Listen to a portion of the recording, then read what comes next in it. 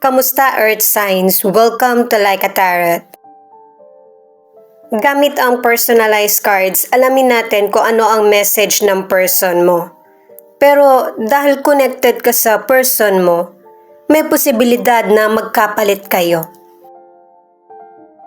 Or ipakita yung sitwasyon or yung nararamdaman mo. Ikaw na lang bahalang tumukoy kasi general reading ito eh. Angels and guides, please guide us. Ano ang reading para sa mga Earth signs?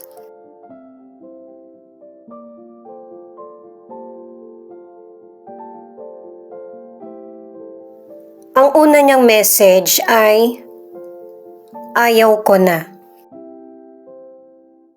Alamin muna natin yung next na card.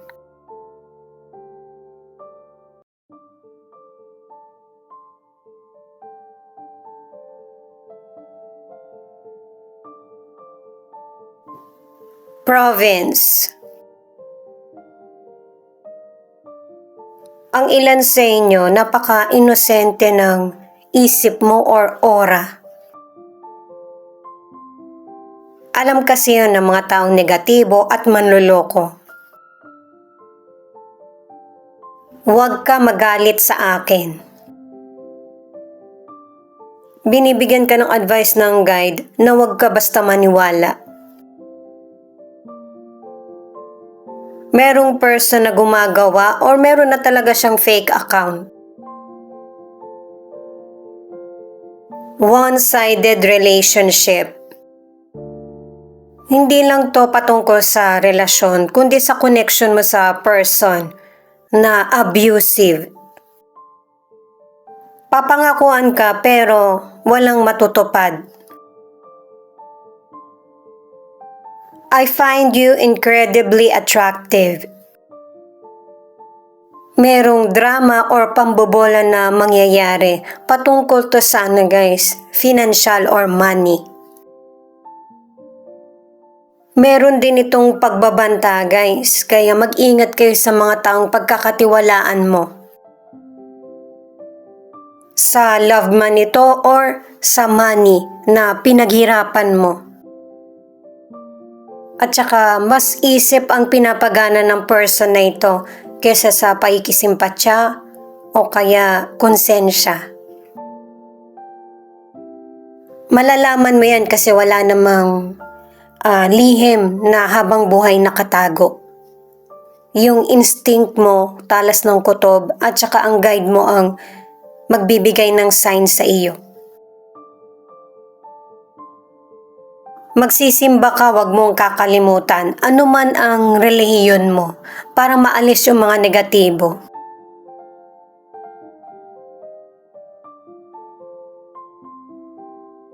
The curse, sumpa. Merong person na may galit sa iyo. Ang ilan sa inyo wala kang kibo o kaya natutulala ka. At saka guys, sa social media, yan talaga yung pinag-uugatan ng inggit o kaya bangayan. Kaya mag-ingat kayo sa binibitawang salita at saka piliin kung sino talaga yung totoong kaibigan mo. Itong next card naman ay The Witness. Marami kang kaibigan, close mo at saka mga taong hindi pabor sa iyo. Hayaan mo lang na maging close sila sa iyo. Meron din kasing person na nangangailangan ng advice mo or tulong. Pero, ang pakiramdam ko dito guys, hindi mo to paplastikin. Magiging totoo ka sa mga kaibigan mo lalo na kapag nalaman mo kung sino yung totoo at hindi. Itong patsamana naman, kaya hindi ko na tinitingnan sa booklet guys yung ibang card kasi kabisado ko naman kahit papano. Ito naman, marami ka talagang kaibigan, grupo pa nga kayo. Tingin ko guys, mas angat ka kasi kung hindi sa pamumuhay, sa talino, o kaya sa itsura. Hindi talaga may iwasan yung inggit o kaya kampihan. At saka ang ilan sa inyo, merong person na nag-i-spy sa'yo. Kaya nga merong gumagawa ng fake account. Ang reading natin ngayon ay patungkol sa tema, challenge, at lesson patungkol sa love. Para sa mga bagong viewers, ang reading na ito ay timeless reading, general reading at guide po lamang. Hindi po magre-resonate sa lahat kaya kunin mo lang yung akma sa sitwasyon mo. At kung kailan mo napanood ang reading na ito, yon ang start ng 1 week reading para sa'yo. Ikaw na bahala magpalit kung si person mo ito o ikaw. At saka guys, napaka-importante ng ginaguide ka. Yung mga bagay na hindi mo alam na pwede mong protektahan yung sarili mo.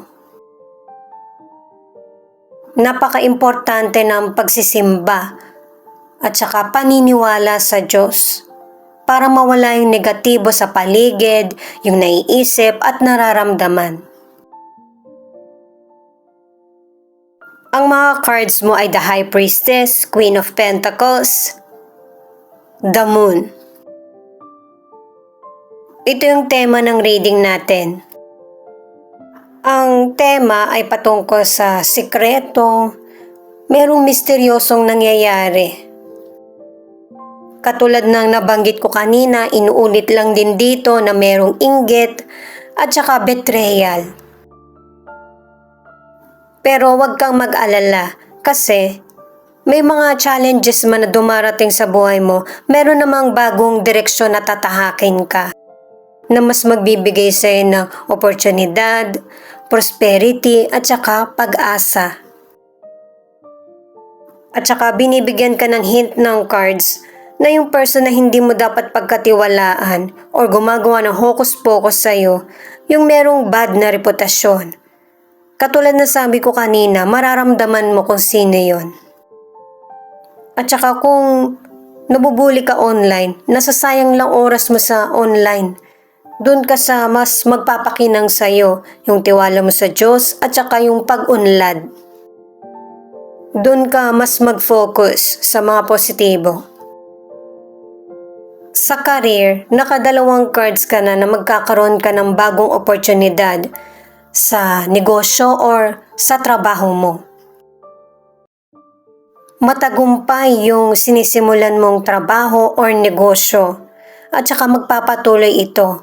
Umiwas ka lang sa mga taong negatibo.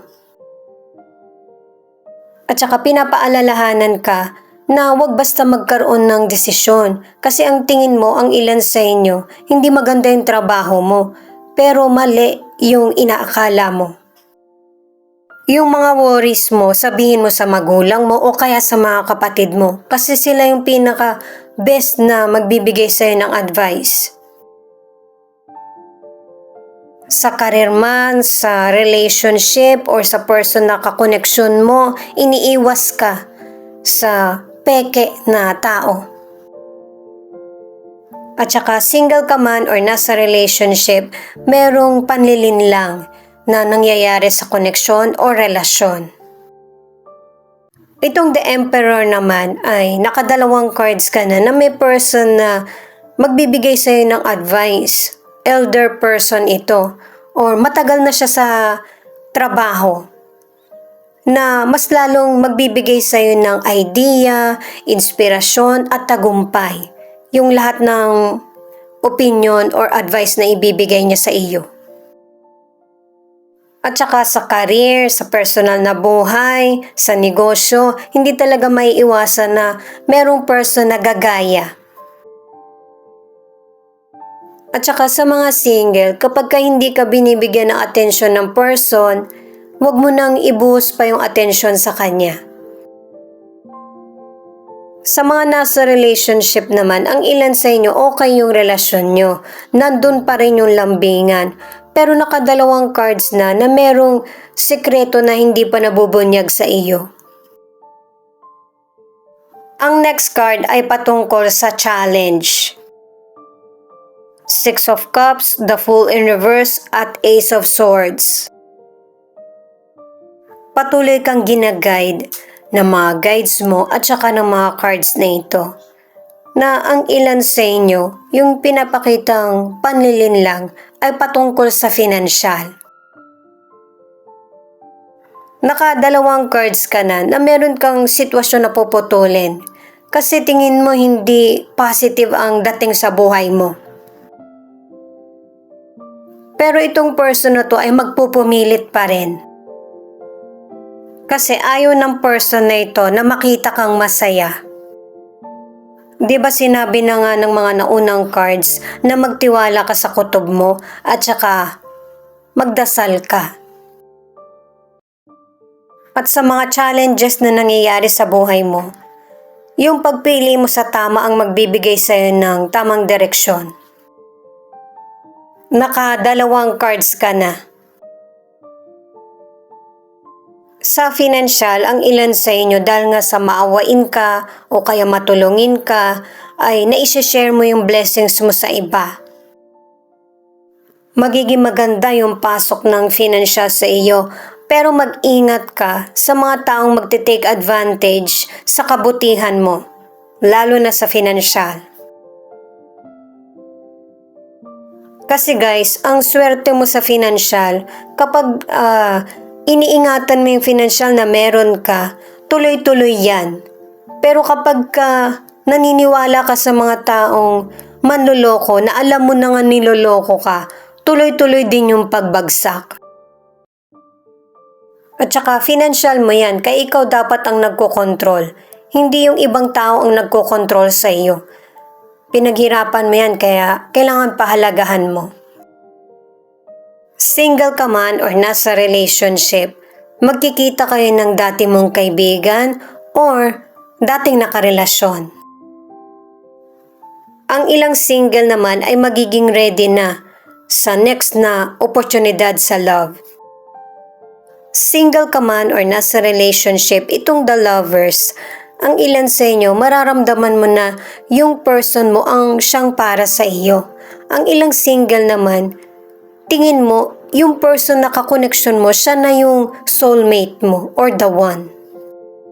At ang advice para sa mga single or nasa relationship, gawin mo yung mga bagay na makakapagpasaya sa iyo, patungkol man ito sa personal mong buhay or career. At saka single ka man or nasa relationship, anuman ang marinig mo sa kapwa mo, ay kailangan yung person mo ang kumprontahin mo. Kailangan ng communication para yung connection or relationship ay magiging maayos. At saka single ka man or nasa relationship, yung katotohanan ang importante sa connection o relasyon. Kailangan kasi ng clarity at saka nang maintindihan nyo kung ano ba talaga yung relasyon na binubuo. Ito naman yung lesson. Two of Pentacles, the World, at the Star. Ang lesson ay kailangan balansehin mo yung situation mo. Sa career, sa financial, o kaya sa personal mang buhay. At saka yung mga katotohanan, yung mga challenges na dumating sa buhay mo, yan yung magbibigay sa iyo ng lakas ng loob na para magsumikap na mas lalong maging matagumpay. Ang ilan naman sa inyo sa kalusugan, hindi mo mawari yung kalusugan mo kasi minsan okay ka, minsan naman hindi. Ang ilan sa inyo kung hindi kulang yung kinakain mo, hindi mo nangunguya ng maayos sa pagmamadali. Huwag yung ganun guys, yung katawan mo yung magsasuffer kapag ganun ang ginagawa. At saka ang ilan sa inyo kung meron ka mang sakit, hindi maganda yung pakiramdam mo, nakadalawang cards ka na magkakaroon ng recovery or healing. Kung ang ilan sa inyo pregnant yung person mo o kaya pregnant ka, may posibilidad na maging twins yung baby mo. Ang ilang single kaya hindi mo matagpuan yung the one kasi nasa ibang lugar siya. Itong Four of Cups naman, dahil nga sa challenges na dumarating sa buhay mo, natututo ka na kung paano mo i-analyze or suriin ng mabuti yung sitwasyon. Nagiging maingat ka na sa mga bawat decisions mo or taong pinagkakatiwalaan. Ituloy ko lang para sa mga single na nakadalawang cards ka na magkakaroon ka ng relasyon. Kaya hindi mo kailangan madaliin or pilitin yung sarili mo na ma-in love agad. Sa mga nasa relationship naman, ang advice ng cards ay kailangan alam mo kung ano yung una mong pinapriority sa buhay. Kasi ang ilan sa inyo yung person mo. Kaya nagkakaroon kayo ng problema kasi hindi siya masaya dahil sa hindi kanya nakakasama. Ito yung angel number mo. 2348. It signifies the need to call on divine help. Angels are waiting for you to call on them. Respond and guide your steps.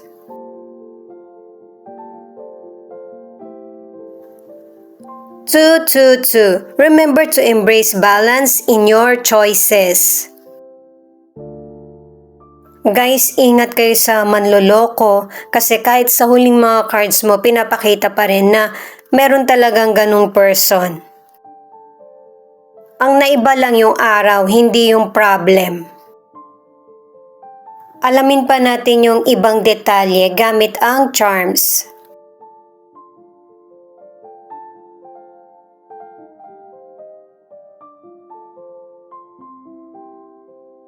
Ayan guys, kitang-kita nyo na. Unahin muna natin ito.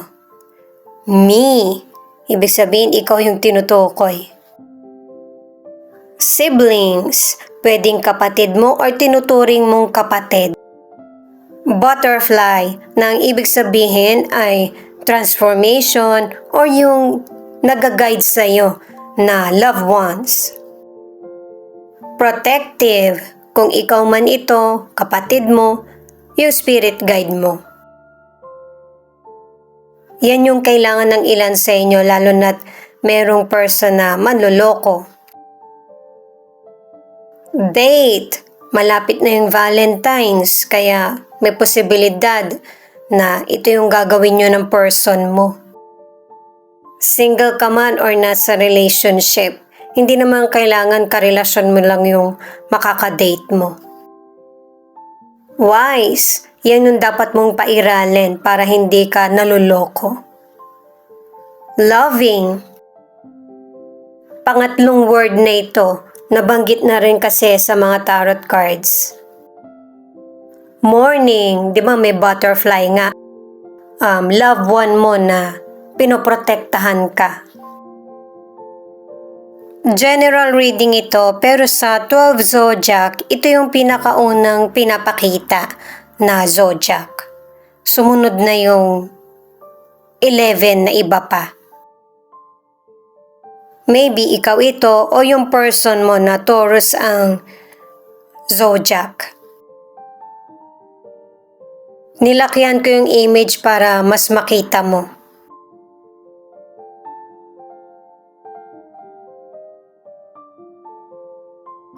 Itong boy or child, ang ibig sabihin, may pagka-inosente ka talaga sa mga sitwasyon na nangyayari sa iyo. Ito naman ay lucky, kumbaga magkakaroon ng good luck, kaalaman, power at katatagan. Lalo na't ang daming challenges na nangyayari sa buhay mo.